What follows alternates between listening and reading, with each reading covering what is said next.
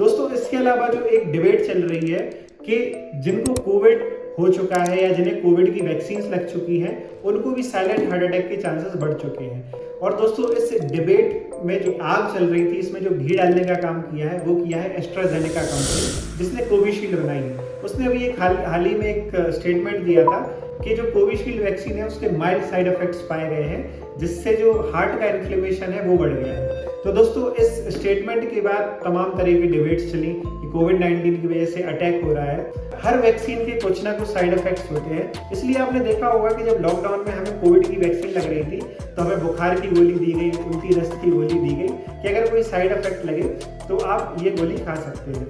अगर हम नॉर्मल भाषा में समझें कि जिसने कोविड की वैक्सीन लगवाई है और उसको कोविड हो गया तो उसके बहुत कम चांसेस होते हैं डेथ के, लेकिन किसी ने कोविड की वैक्सीन नहीं लगवाई और उससे कोविड हो गया है तो उसके बहुत हाई चांसेस होता है, क्योंकि बॉडी प्रिपेयर ही नहीं होती कि हमें किस चीज़ का सामना करना है। तो दोस्तों वैक्सीन होती तो सही है, लेकिन कोविड-19 क्या है कि एक स्पेशल केस है जिसको मतलब अभी तक देखा नहीं गया है कि इस टाइप की बीमारी है। तो ये अभी तक क्लियर नहीं है कि वैक्सीन की वजह से ही हार्ट अटैक हो रहा है या नहीं हो रहा है।